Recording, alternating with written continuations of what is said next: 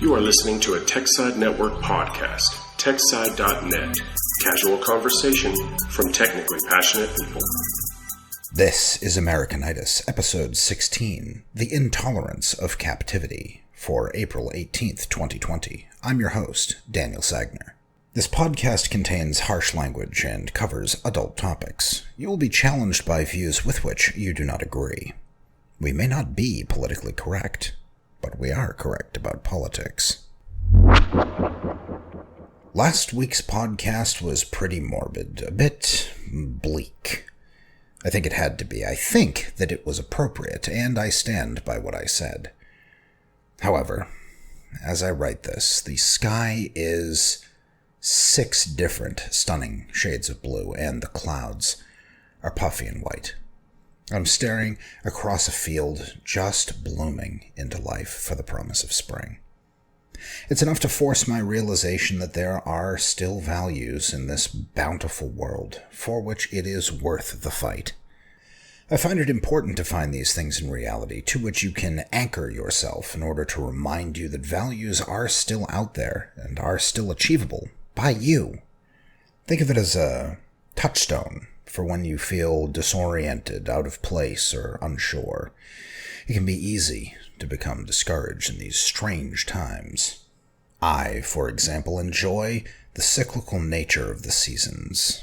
I love spring for its covenant of growth and rebirth, trees exploding with full color and birds making nests.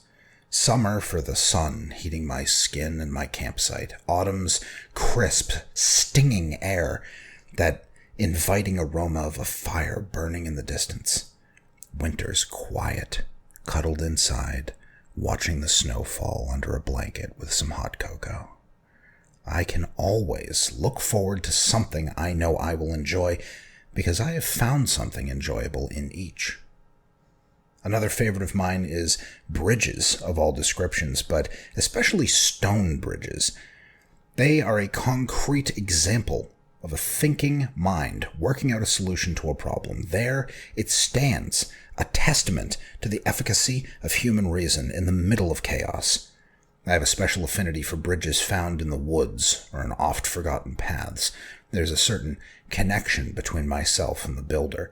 I, too, live in this world. I, too, have problems. I, too, can solve them. While having a touchstone cannot solve your problems, it can provide some solace, some clarity. It is the thing that reminds you that solving problems is what you do. It's what you are capable of as a competent human being. I think that many people know this implicitly. They know that they are capable in this world and that they can achieve their values. This is properly called self-esteem, and I will unpack it in another cast. I think it's why you're seeing protests against the lockdown. Pundits and talking heads are quick to dismiss these people as uncaring or self-centered, but there is more to it. These people are saying that they are capable, that they are efficacious, that they are able to go back to work and maintain safety. They do not wish to be talked down to by Big Brother. They understandably detest being called non-essential. Which makes you think, what does that imply about the people who are against these protests? Could it be that they are not capable? Could it be that they are not efficacious? Does it mean that they enjoy the taste of the boot? I think an argument could be made. Not many enjoy captivity, but there are those who like to see others captive. The man who speaks to you of sacrifice is speaking of slaves and masters, and intends to be the master. But here is the dirty little secret. There is no such thing as a non-essential job, for it begs the question, doesn't it? Essential to whom? From the very asking of this question, it is made obvious that the principle in play here is altruism in all of its putrescence. How dare you think of yourself? You are unimportant. Your only worth is as a sacrificial animal to others. They are important, worthy of consideration, not you. Therefore, your job is deemed non-essential and you are confined to quarters. But let's ask this a different way, shall we? With a different premise. Let's assume, for the moment, that man, each man, is an end in himself. Let's posit that the purpose of a man's life is the enjoyment of that life. It then follows that we can answer the question asked earlier, essential to whom? Well, essential to me. My job is essential to me. I proudly stand up and say that I do not work for the betterment of mankind. I do not commute so that my fellow man will be better off. I do not rack my mind and stretch my intelligence as far as it will go to put a morsel of food in a stranger's stomach. I do it for me. All of it. Every last drop of effort that I exert is for my life, my values. How can that ever be called non-essential? The entire concept of a job being essential or non-essential is only possible when the criterion is to others. Is your job essential to others? Well, is it? Who cares? We are, all of us, essential, and our chosen careers are essential to us, as that is where we direct our effort, exhaust our minds, and find our fulfillment. You'll remember that in the last cast I claimed that your neighbor did not want to live, but simply feared death, and here we see the antithesis. The point of life is not to survive, but to live.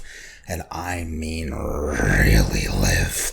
Live boldly, be happy, find love, scream from a mountain kind of live. That is essential. That is what has been taken from you, and that is only possible when those people with the guns who we call the state leave you the hell alone. You must pursue your own values. No one can do it for you, nor should they. This is why you are essential, because you are a human being. You are capable of reason. You have desires. There are things that you value. Now go get them. Hey, it's time for the quote of the week. The quote of the week? What? Yeah, I'm taking a bit of a different tact here. I listened to another podcast called Stoic Meditations, and he does this quote of a day from a Stoic philosopher and then explains it. I'm not quite so prolific, but I'd like to give this a shot. We'll start with a quote from Leonard Peikoff. The worse the coming future, the more it should motivate its opponents. This quote is from the book The Dim Hypothesis, Why the Lights of the West Are Going Out. It is worth a read in its entirety if you're interested in philosophy and how it affects history. Here it is posited that if you don't like what's coming over the horizon, you should be very motivated to change course. Dr. Peikoff's quote is topical, wouldn't you say? What do you see coming down the road? Do you see more freedom to live your life the way you see fit? Do you see more opportunities to advance your career and your well-being? Or do you see more government control over every aspect of our lives? Do you see the police drones becoming normalized and politicians realizing that the American people will only push back so much?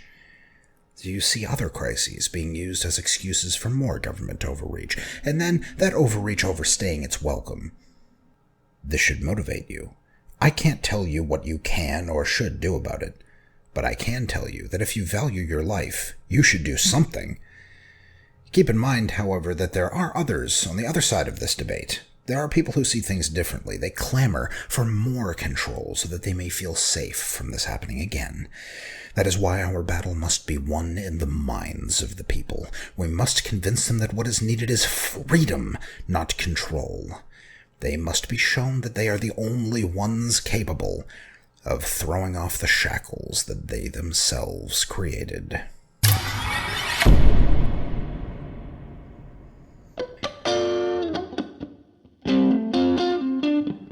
Got a topic or feedback? Reach out on Twitter. The podcast is at Americanitis Tech. That's the @ American, ITISTEK. You may also follow me at Dan Sagner. The last name is spelled Sierra Alpha Golf November Echo Romeo. Please subscribe via Apple Podcasts or Google Podcasts if podcasts are your thing. I'm also on YouTube, so remember to subscribe there. Patronize us at patreon.com/techside. Show notes are at techside.net/Americanitis. Outro music is Crying in the Delta Wind by Mother Pluckin' Bee. I thank you all for listening. Later days.